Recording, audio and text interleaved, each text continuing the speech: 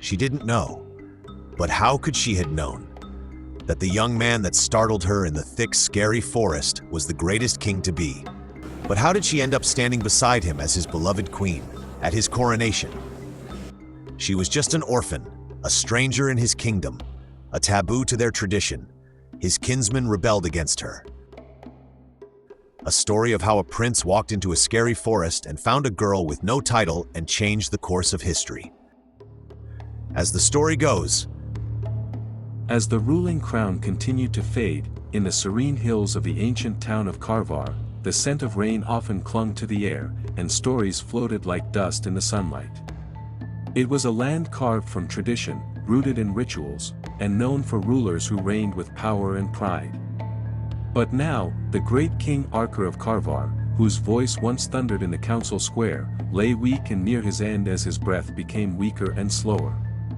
The palace walls that once echoed with laughter and royal commands now murmured with whispers and rumors, who will wear the crown next? Even the community elders exaggerated their kindness the prospective heir to the throne, for possible favors after coronation. Prince Tarda, the king's first son, stood tall with a warrior's frame and the gaze of a thoughtful ruler. Unlike many before him, Tarda wasn't intoxicated by power or blinded by entitlement. He walked among his people, listened to their songs, and shared their sorrows. He knew most of the common ones by names and related with them as equals. Yet, the weight of kingship loomed like a mountain on his shoulders. He knew that it was just a matter of days to come.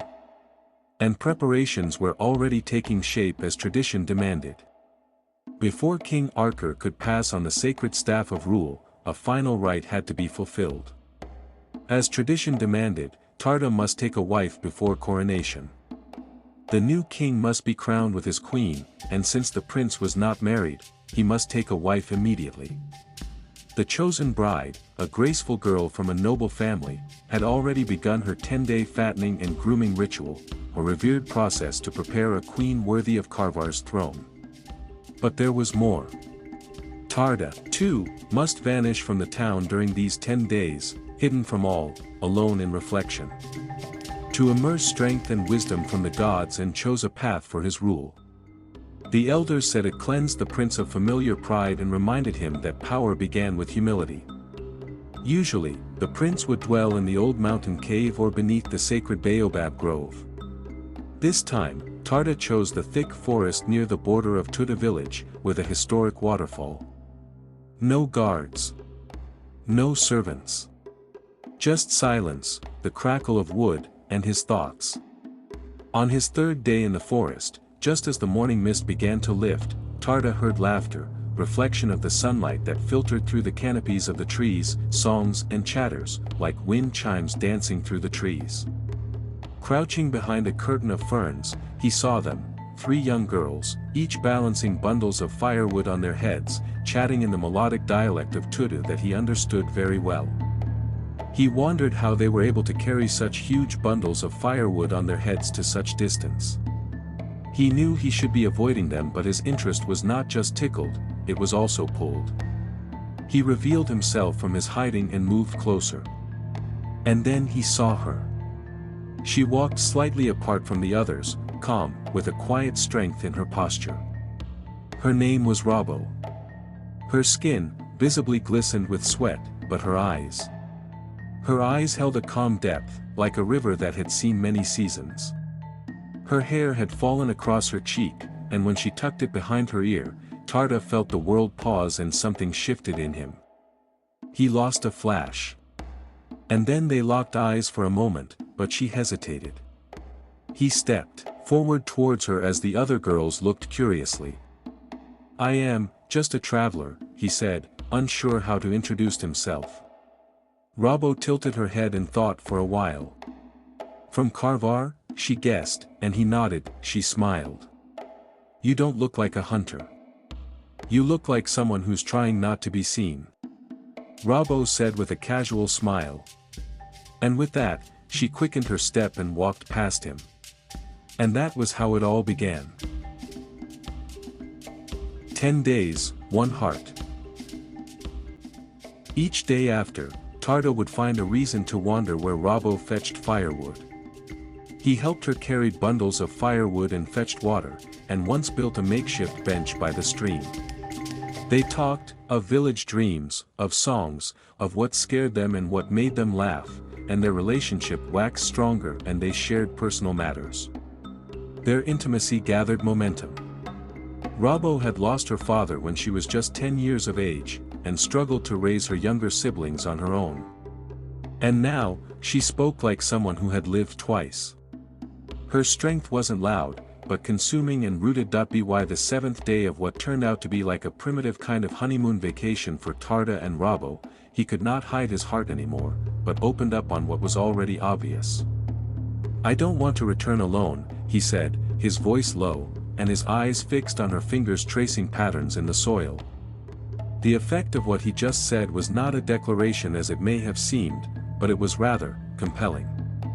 She turned her head gently and thoughtfully and looked at him as the real implication of what he just said settled into her understanding. "You're a prince," she replied. "You belong to a different world entirely, and we are both from two different worlds apart. I want you to share my world with me. I believe in faith and destiny. I believe it was the hand of fate that brought me here to meet with you. And on that fateful day, you were 3 girls, and I only saw one of you. And now, I am only sitting here with one of you. And that is you," he said. Robbo blinked. "The elders of Karwar will never allow it," she said reasonably. "And your bride that is already prepared for you and her family will hate me for the rest of their lives," she said. "Do you prefer that I reigned as the king, whose wife was chosen for, and programmed for the rest of my life?" "I don't care what they think or say," he replied firmly. "Tradition matters, but love should matter more." She didn't answer, and when he reached for her hand, she didn't pull away. On the 10th morning, with the palace already prepared and looking colorful for his return. The gates of Karwar had never known such stir. Tarda stunned the entire village with the unthinkable. The prince was returning, not alone, not triumphant, but hand in hand with a girl no one knew. He returned to Karwar with Robbo by his side. At first, it was like an acquaintance that he met on his way back. But when reality stuck on everyone, jaws dropped. The royal drummers froze. The nobles waiting to usher him to the ancestral shrine gasped. And the bride-in-waiting, who had spent days in the fattening room, oiled, adorned, and isolated in expectation, collapsed in tears when she heard the news. The council of elders, which comprised of a circle of gray-bearded men who guarded the law of the land like a sacred relic, summoned Tarda before them at once. And of course, with the king in present. "You have spat upon the face of our ancestors," roared Elder Kirkwa, with his voice trembling with fury. "You were given 10 days to cleanse your soul, not to corrupt it and spit on the grounds of our tradition." He said. "I cleansed my soul, and I followed my soul," Tarda replied calmly. "She is a stranger, and as far as I can remember, her people have never brought gifts to our palace. Her name is not written in our records. Her womb is unproven. Her family is not noble," another elder bellowed. "She is kind and she is brave. She speaks truth and she understands silence. She will make a queen greater than any robe or lineage," Tarda insisted, standing his ground. The room shook with shouting, but then, like the crack of thunder through the clouds, the voice of King Arkur, weak but commanding, rose from his throne. "My son has chosen, and I will not unmake his heart." A hush fell, as the king spoke authoritatively. Elder Kirkwa dropped to his knees, his face hidden. He understood the king's word was final. But he also knew, and so did everyone, that the battle had only begun. In the shadows behind tradition, always lurk those who benefit from its chains. Chief Okadi, who was the father of the rejected bride, was not just insulted, he was humiliated. For years, he had maneuvered, gifted, and schemed to place his daughter on the throne. He had already boasted to outsiders of his soon-to-be royal in-law status. But now, he was the joke of the land. He decided not to take it lightly nor sit quietly. As whispers spread like wildfires at Harmattan, some said Robbo was a forest witch who had bewitched the prince. Others claimed she had cursed the fattening room, causing the official bride to fall mysteriously ill. Many simply hated her for being unknown and an outsider. Some went with the belief that the gods gave him his true wife. One evening, Robbo's family hut in Tudu was set ablaze by masked men. Robbo and her family fled to a hidden place under the king's secret protection, but the people were divided. Some admired Tarda's courage. He is a man of his heart, they said. Others called for his removal. He is unworthy to be king if he rejects the laws. The council was split, the palace was tense, and the village drumbeats lost their rhythm. A day before the coronation, the elders made a final but risky offer. Knowing that they were testing the patience of the old king and troubling him over the same matter, if you send the girl away and marry the chosen bride, your kingship will be uncontested, said Elder Kirkwa. Do this, and history will forgive your youthful rebellion. But Tarda stood before them, regal even without the crown, and said, if the throne requires me to lie, betray my soul, and abandon the one I love, then the throne is not worth sitting on. The room froze. King Arker, tears in his eyes, stood and raised his weak arm. A king must see what others cannot see. He must feel what others fear. He must love beyond rules, and lead beyond comfort. Then, before all the elders, he placed the sacred staff into Tarda's hands. I see a new kind of king, he whispered. And may the gods of Karwar walk with you. Tarda was crowned the new king of Karwar. And beside him stood Robbo, wrapped in a deep indigo cloth, eyes burning not with fear, but with fire. She was the queen. With no crown, though Robbo stood beside the king, she wore no golden necklace, no beaded crown, and no royal ankle chains. The elders refused to recognize her officially as queen.